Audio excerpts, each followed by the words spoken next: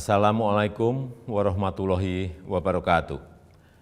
Bapak, Ibu, dan saudara-saudara yang saya hormati. 7 bulan sudah kita bersama-sama menghadapi pandemi ini.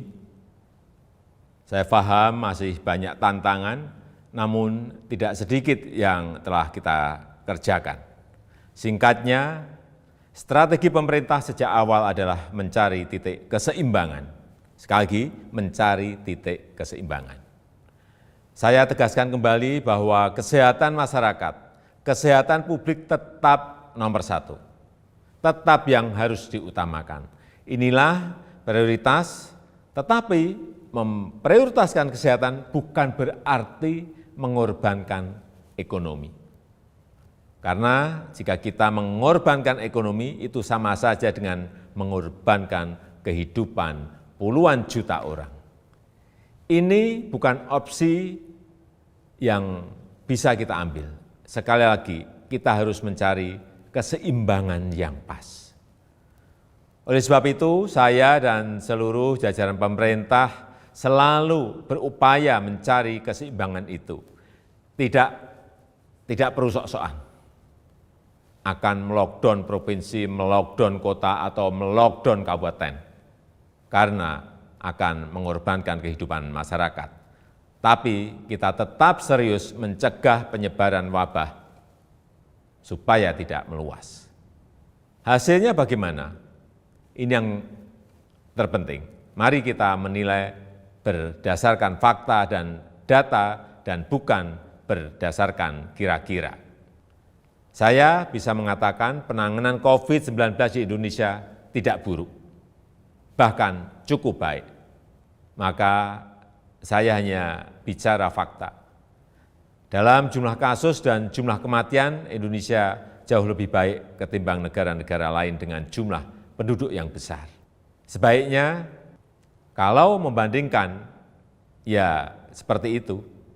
Kalau Indonesia dibandingkan dengan negara-negara kecil yang penduduknya sedikit, tentu perbandingan seperti itu tidak bisa menggambarkan keadaan yang sebenarnya.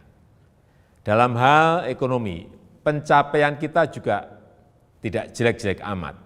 Ekonomi kita menurun, ya, betul, itu fakta. Tapi mana ada negara yang tidak menurun ekonominya? Bahkan ada banyak negara lain yang harus memikul beban ekonomi yang jauh lebih parah.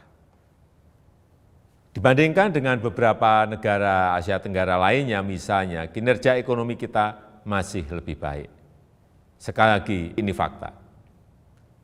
Ini harus kita ambil hikmahnya agar kita juga tetap optimis, dan tidak kehilangan harapan. Sekali lagi, saya tegaskan, kita harus tetap optimis. Bapak, Ibu, saudara-saudara sebangsa dan setanah air, banyak yang telah pemerintah lakukan, banyak sekali macam-macam programnya. Di tengah keterbatasan keuangan negara, saya mengambil risiko untuk mengatasi masalah ini. Angka-angkanya silahkan dilihat sendiri di tampilan yang ada di sini. Berapa ratus triliun yang kita kerahkan untuk mengatasi wabah maupun untuk membantu warga. Kendati demikian, saya juga belum puas. Saya ingin menteri-menteri lebih baik lagi dalam bekerja, mencari program yang lebih tepat sasaran. Semua harus terus kita perbaiki. Masih banyak kerja keras yang perlu kita kerjakan. Kita harus terus melakukan penyesuaian kebijakan, mencari yang lebih baik. Masyarakat jangan ragu untuk melapor. Menteri Dalam Negeri telah saya perintahkan untuk terus mendorong pemerintah daerah membuka keran-keran aduan atau masukan untuk perbaikan kebijakan ke depan. Setelah 7 bulan, banyak yang bisa kita pelajari dari wabah ini. Misalnya, pembatasan sosial. Saya kira harus kita sesuaikan. Untuk itu saya menekankan pentingnya pembatasan sosial skala mikro atau mini lockdown. Kita buat lebih terarah, spesifik, fokus, tajam untuk mengatasi masalah COVID, tapi tidak membunuh ekonomi dan kehidupan masyarakat. Ini yang harus kita lakukan. Penyesuaian kebijakan itu jangan dianggap pemerintah mencela-mencela. COVID ini masalah baru. Seluruh dunia juga sama, belum ada negara yang berani mengklaim sudah menemukan solusi yang terbaik. Tiap negara juga berbeda-beda masalahnya, berbeda cara dalam menanganinya. Jadi kita pun harus terus menyesuaikan diri, mencari cara terbaik yang paling cocok dengan situasi kita. Sekali lagi, pencapaian kita sejauh ini tidak buruk. Angka-angkanya jelas, tapi jangan membuat kita terlena. Kita harus waspada, kita harus tetap bekerja keras. Wabah ini jangan diremehkan, ini realita. Tapi jangan membuat kita pesimistis. 7 bulan ini Indonesia membuktikan mampu mengatasi masalah. Belum sempurna, ya, tapi bisa kita perbaiki bersama-sama. Mengatasi pandemi ini memang sulit, memerlukan kerja keras bersama, dan saya yakin kita akan dapat melakukannya.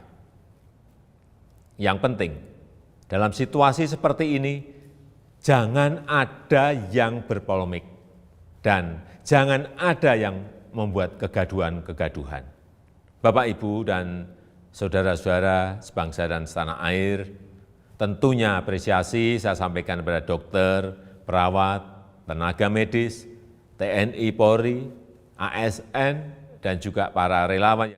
Namun, tidak kalah pentingnya adalah peran serta masyarakat untuk berubah, menyesuaikan diri, menaati protokol kesehatan. Lakukan dengan disiplin 3M, memakai masker, menjaga jarak, mencuci tangan. Tetap optimis mengatasi masalah. Saya percaya jika kita saling melindungi, saling membantu, saling mengingatkan satu sama lain, kita akan mampu melalui masa-masa sulit ini. Semoga Allah SWT, Tuhan yang Maha Kuasa, meridhoi dan memberkati segala upaya yang telah dan akan kita lakukan bersama-sama sehingga dapat keluar dari krisis ini. Terima kasih. Wassalamualaikum warahmatullahi wabarakatuh.